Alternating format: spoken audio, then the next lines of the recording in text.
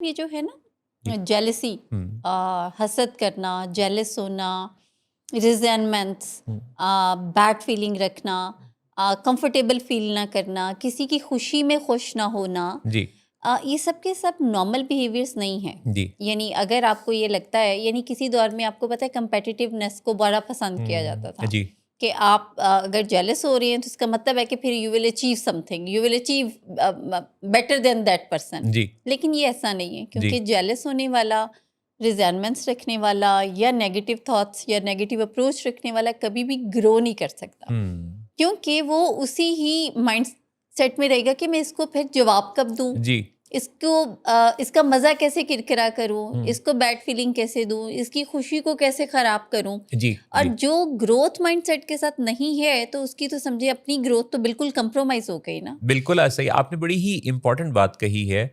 ये कितनी ख़ास और अहम बात है। जी।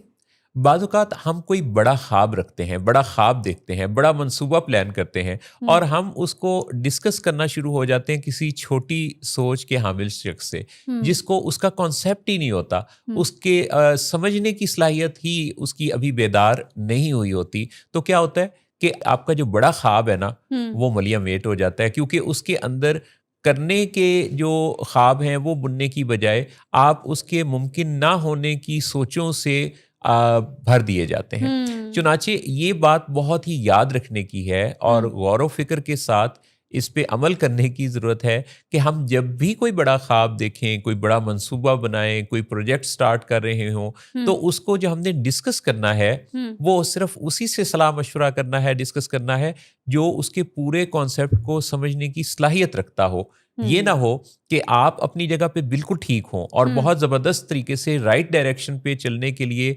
आरास्ता और तैयार हों।